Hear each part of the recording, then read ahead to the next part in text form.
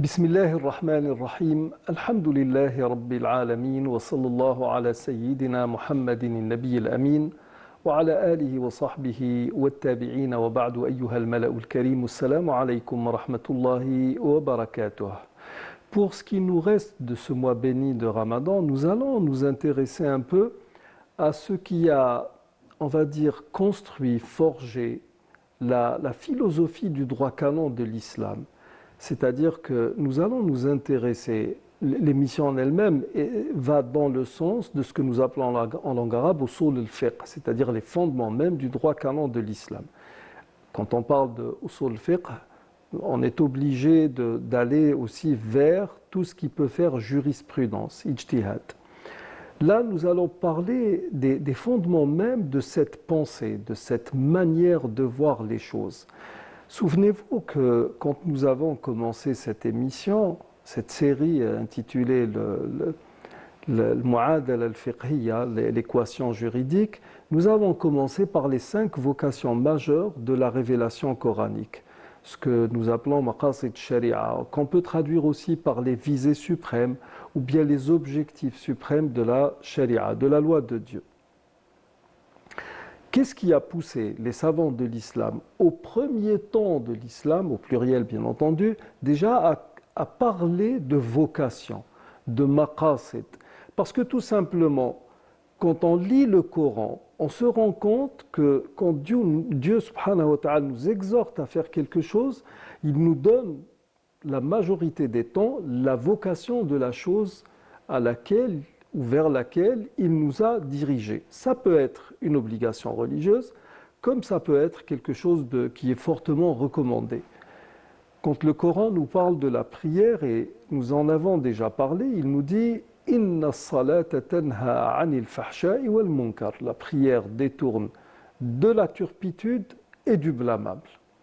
Ça veut dire que cette prière que nous accomplissons, elle est censée faire de nous des gens bien, de manière générale. J'ai l'habitude de dire des bons citoyens. Parce que quelqu'un qui fait la prière, c'est normalement un vecteur du bien, où vous le mettiez. C'est quelqu'un qui devrait vraiment être un modèle de comportement, un modèle sur le plan relationnel, quelles que soient les circonstances.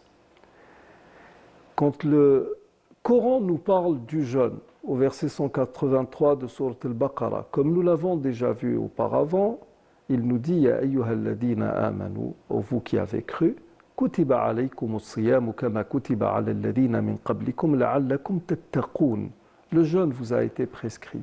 Comme il a été prescrit à vos prédécesseurs, peut-être seriez-vous pieux, peut-être atteindriez-vous la piété. D'accord. La piété, c'est pratiquement le summum de la religiosité. Quand on parle de piété, ça veut dire qu'on a un cœur enclin à tout ce qui peut plaire à Dieu subhanahu wa ta'ala. La piété fait du cheminant ou bien du religieux de manière générale une personne qui a adoré Dieu parce qu'elle peut-être par hérédité, parce qu'elle a trouvé les siens en train d'adorer ce Dieu, subhanahu wa ta'ala, mais qui a pris conscience du divin et qui a commencé à adorer Dieu de manière réfléchie. Là, nous avons déjà atteint la position de ce que Ibn Badis, rahmatullahi alayhi, a appelé l'islam dati, un islam réfléchi et non héréditaire.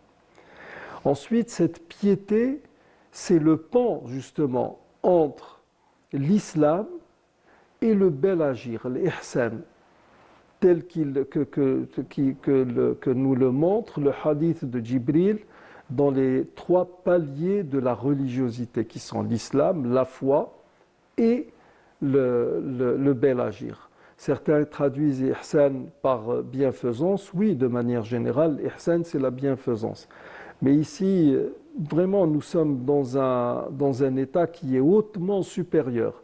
Si bien que, comme l'a dit le messager de Dieu, alayhi salatu salam, l'ihsan wa an ta'bud Allah ka'annaka tarah, fa in lam takun tarahu fa innahu yarak. C'est-à-dire que l'on est constamment conscients de la présence de Dieu subhanahu wa ta'ala.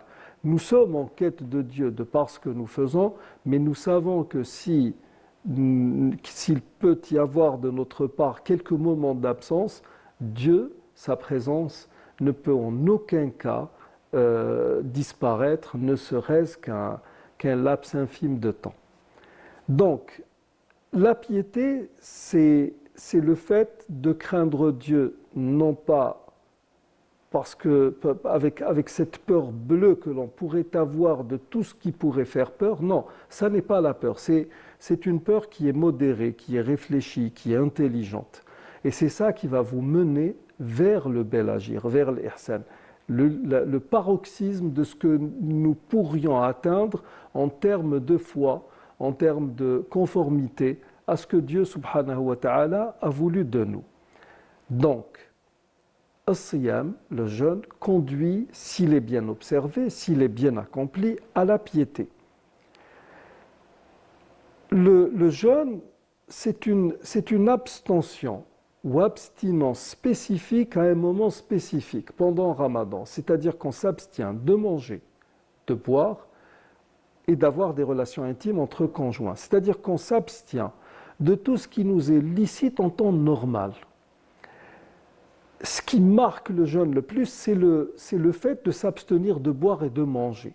C'est-à-dire que c'est ça l'activité qui caractérise le plus le jeûne, et surtout le jeûne du mois de Ramadan, surtout en été, là où les journées sont quand même relativement longues par rapport à celles que nous pourrions connaître en hiver et jusqu'au printemps pratiquement.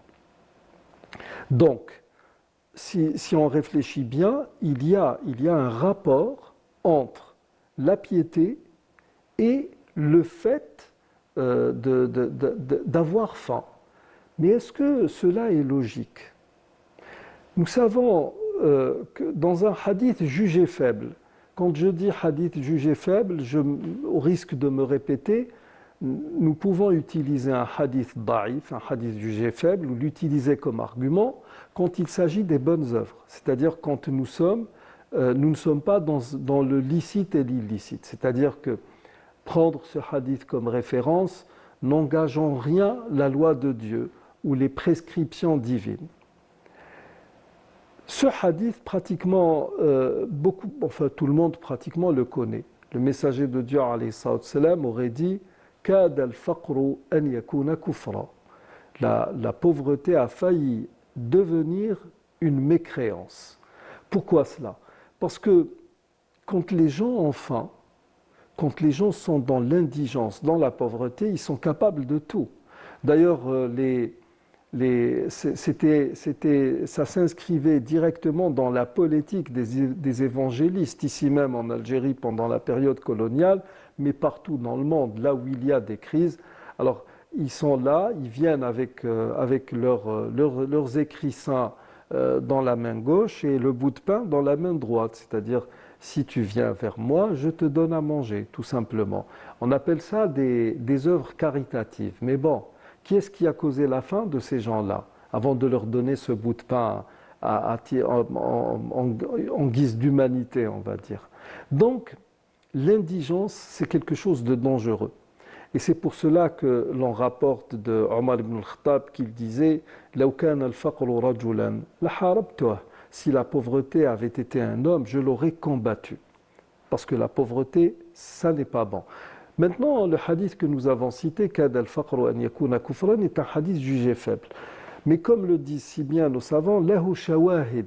Il a d'autres hadiths qui l'appuient. Même s'il est jugé faible en termes de transmission, il est parfaitement vrai dans ce qu'il véhicule comme information. Parce que l'imam Ahmad, rahmatullahi alayhi, rapporté d'après Abi Bakrata radiyallahu anhu que le messager de Dieu alayhi salatu wassalam avait l'habitude d'adresser une supplique à Dieu subhanahu wa ta'ala disant Allahumma inni a'udhu bika min al-kufri wal-faqri wa adab al-qabr. Seigneur Dieu, je me réfugie auprès de toi de la mécréance, de la pauvreté et du supplice de la tombe.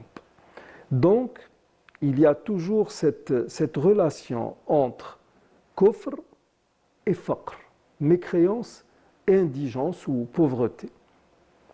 Ceci parce que nous savons à quoi peut mener justement cette pauvreté. Maintenant, la question que nous sommes en droit de nous poser, si la pauvreté est quelque chose qui est combattu ou qui est abhorré, makrouha, en islam, pourquoi ou comment le fait d'avoir faim peut-il me conduire à la piété? Normalement, s'il y a une logique à tout cela, la pauvreté aurait été hautement plébiscitée par les textes fondateurs, autant par le Coran que la tradition prophétique.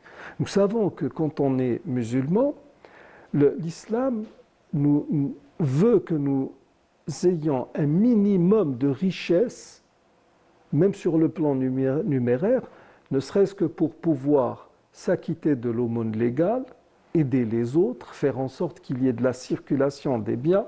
L'islam est contre le fait de thésauriser de l'argent, c'est-à-dire mettre de l'argent dans des coffres forts sans l'utiliser. L'islam, entre autres obligations, ou parmi les 5 grands piliers de l'islam, nous venons de citer l'aumône, qu'elle soit l'aumône annuelle obligatoire ou une aumône bénévole, il y a aussi le fait de faire son pèlerinage.